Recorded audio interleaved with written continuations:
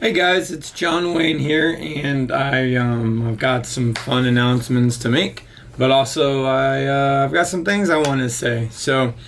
Um, on Sunday I am turning 35 years old. Wow, 35 years old. And as I'm turning 35 years old, I am reminded about what my life has been like for the last 10 years. Let's just go back a whole decade. Yeah, man. So 10 years ago, I was living in Dallas and I was managing Darkside. I was in charge of booking a lot of DJs and creating really cool parties and coming up with themed events and had a great time. My 25th birthday, I threw a party called Who the F is John Wayne? Man, was I a wild one back then. The cops showed up and they wanted me to turn off the music, and I didn't turn off the music.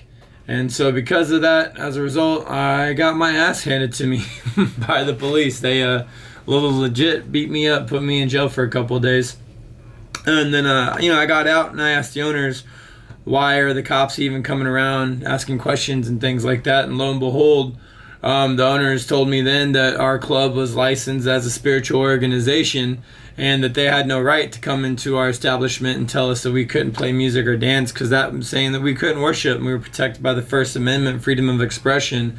And the owners then hired an attorney and became a legit spiritual organization. I became an ordained minister and we turned our club into a rave church. I thought the Lord was teaching me, things work in mysterious ways. I was really excited to try to, take on this challenge. And because I've always loved music, I've always loved DJing, I've always loved the industry, but I also love God, and I wanted to fuse the two together, and I thought this was the perfect way to do that. However, if you guys know the history of Darkside, you know that that was not what happened. The owners were actually crooks.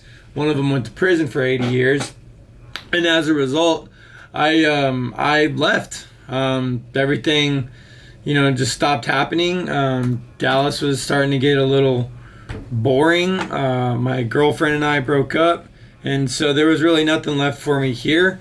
So I decided to hop on a plane, and I changed my life, and I flew to Las Vegas. I was 26 years old. I flew to Las Vegas. I didn't know anybody there except for my uncle. The first night I landed in Vegas, I was actually on stage at Carnival Court dancing and meeting DJs and promoters, and I became a promoter for most of the clubs on the Strip. I started working in that industry, and then I found the Burning Man community and art district, and I met some really cool people. I discovered Las Vegas underground parties and the after hours scene, and just really discovered a whole side of Vegas that most people don't get to see unless you're involved with the locals. And the local community was off the chain, man. I lived there for 3 years. In that time period, I actually became a manager for a touring manager for a new group that opened up called Sub Militia, and I went on tour, 3-state tour actually, and we ended up going to Hawaii, where I lived in Hawaii for 6 months. I stayed on Oahu, and I met some amazing people. I learned aloha. I built my ohana. I got to DJ in clubs, on beaches, man. I even got to DJ in jungles. It was pretty wild, in Chinatown and all kinds of things like that. But I ended up moving back to Las Vegas. I stayed there for a little while, and then I went on another journey, something that I'm not really proud about, but it is a part of who I am, and because it happened, it made me, really evaluate my life and really try to put things in a different perspective. So I was driving from Las Vegas with some friends to Texas, and we got pulled over, and as a result of that, I ended up going to prison for 2 years, and I got stuck in Arizona, and I paroled out to Arizona. I didn't know anybody. While I was in prison, I turned 30. while I was in prison, which was pretty interesting. But I use that as discipline, not punishment. I was able to study and figure out who I am and what I wanted to do with my life. I came up with really cool business plans and things like that. I even organized praise and worship music, organized a band. I threw shows. My going away party, I actually threw a concert in the Chow Hall with flyers, and like 80 guys showed up. It was pretty wild.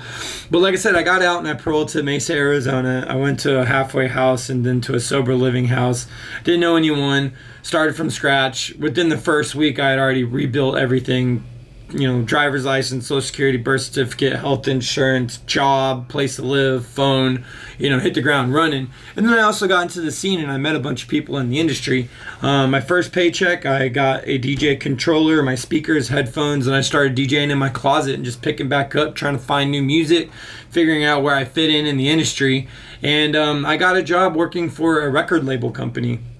Noisy Music. They hired me to be the artist and relations manager, at which point I was managing artists' careers. I was managing the release of their albums and their EPs. I was organizing events, and then I networked myself into DJing 6 months after release. I was still on parole. I flew to Waco, Texas, where they did the very first electronic River Music Festival at Baylor Stadium. And I was working with the promoters at that time, and they came up with the idea of building a second stage called the Texas Banger Stage. And I flew in and I represented my city and I got to play, and it was really cool. A-Track, Borges, Riot 10, Party Thieves, Arius, they were all on the bill. I mean, it was a wild ride. But I came in, got to play, man, it was awesome. During that time, I met Amanda. Amanda was a party girl. She used to go to my club a lot back in the day at Darkside, but whenever I moved to Vegas and I was living in Hawaii and things like that, she used to keep tabs on me, on Facebook and stuff. And then when I got out of prison, we just started talking, and we really connected, and I fell in love with her. And then she moved to Arizona to be with me, and we just built our life from scratch. We actually ran a couple of venues out there. We threw some pretty big shows. We became a pretty big power couple, man. It was really awesome. I taught her how to DJ on her birthday. Actually, I kidnapped her on her birthday. I put a bag over her head and I drove her to her hotel. And in the hotel, I had my DJ equipment set up there. And right there is when I taught her how to beat match. And she picked it up really quick. And she's got a really good ear for music, so she was able to pick that up quickly too. And she just got this vibe about her. So we came up with a DJ duo name. Team Umami means savory and delicious. So we're that flavor to savor, that delicious DJ duo couple. And we just decided to run with it. We got pregnant with our son Atlas. And 3 weeks after he was born, we drove back to Texas. And we moved here to go live with her family and be closer to our family. Now for me, I've been gone for 8 years. Well, now it's been a decade, but at that time it was 8 years, and I was really nervous about coming back. I did not want to come back. I was very apprehensive about coming back because I did have a past here, and I was kind of, I guess, just trying to outrun from it. But, I really had nothing to outrun from. I never did anything wrong. It wasn't, me that was doing all that stuff. I just happened to work for people that were doing those things, and just guilty by association, I guess.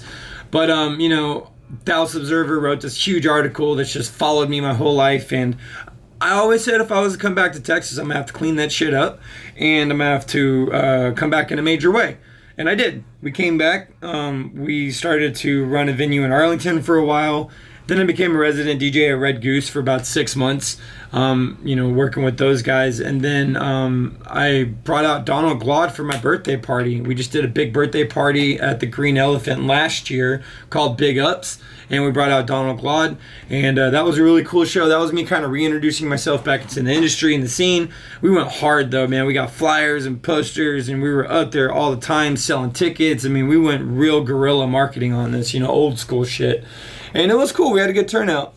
Throughout all this, we were actually planning our wedding too. So we got married in February, And we got married at the Quixotic Magical World Theater in downtown Deep Ellum on February 21st. We did an Alice in Wonderland theme. We actually DJ'd our wedding, which was really cool. All of our friends and family came out. It was right before COVID hit, so we got in there right at the nick of time.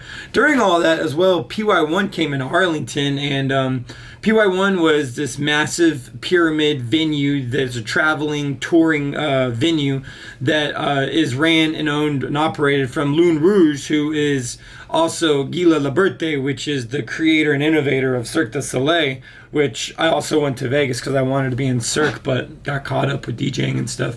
And I was like, well, that'd be really cool if you could like integrate DJing into Cirque. And then lo and behold, Guy did that. He became a DJ, and because he became a DJ and he's a producer, he created this cool vibe and everything, and he brought this pyramid to Arlington, which I'm in Arlington, so it was like right down the road.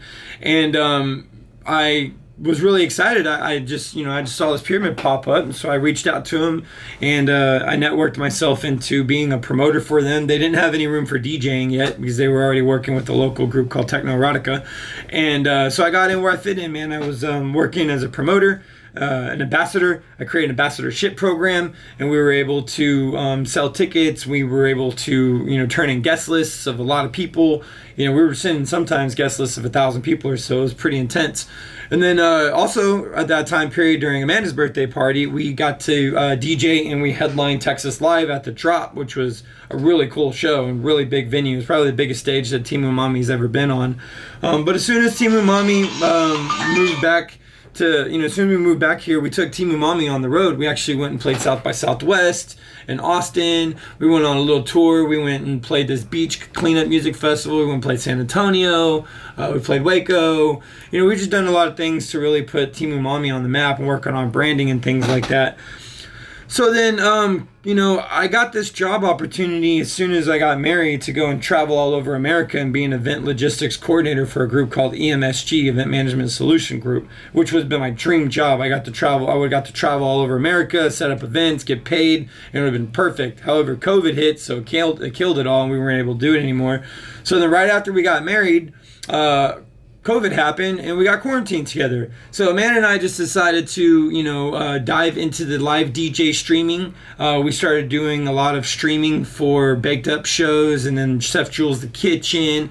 And then I got invited to go and check out this venue that was opening up, and it's called Sanctuary, and it was right during the beginning of like the middle of the pandemic, and I was confused as to how venues were opening, but I was open to go and check it out. So I went and checked it out. This place was amazing. It was cool. It was huge, 20,000 square feet, and they needed help with organizing and promoting and things like that. So they brought me on board, and for 4 months, we built a social distance nightclub where we were able to successfully coordinate and curate themed cool events with performers, Cirque performers, specialty acts.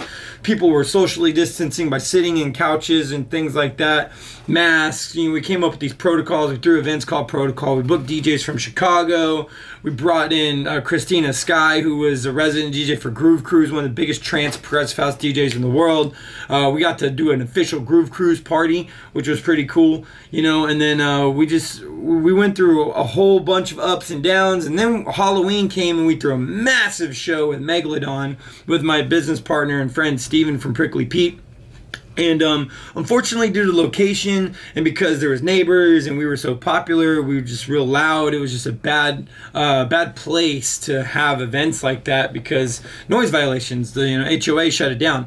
So I was working a lot. Like, I'm not gonna lie, like 80, 90 hours a week, just putting in massive work, going up there whenever I'm not really supposed to go up there or need to go up there, but just going up there just to get things done that needed to get done because the show must go on and there's stuff that just needed to get done. And so I'd go up there to put in work to get it done, but I miss out a lot of time with my family, my kid, my wife, and things like that. So I needed to find balance and whatnot. So after, Sanctuary, relocated to the Lorenzo Hotel and Penthouse, I just decided to take a leave of absence and just reevaluate things and, spend some time with my family. But now since I've done that, I'm back. I've got a lot of stuff lined up. My wife and I were ready to build our kingdom. We've got amazing opportunities coming to us, and we're putting in a lot of work. And now it's my birthday. So my birthday, like I said, is on Sunday. So this whole week I'm doing a series of events. Thursday tonight I'm playing at Crowdis. Tomorrow I'm playing Fort Worth at the Yard. I'm playing a heavy bass set. And then Saturday I'm doing a hard techno set at this super secret underground after hours club called The Spot. I've got information. I'll put all that in details. And then Sunday I'm going to do a live interview at Globe Life Park where I'm going to just basically tell you everything I just told you right now. So that's my story. That's my testimony. You know, I've had a crazy life. You know, that's not even talking about the childhood and, you know, how I became a raver and Afterlife and Rabbit in the Moon and Tiesto and all these other crazy things. But I'll give all that to you guys in doses. And yeah, man, we'll just go from there. So I hope you enjoyed this little rabbit hole story of mine, and welcome to the matrix that is my life.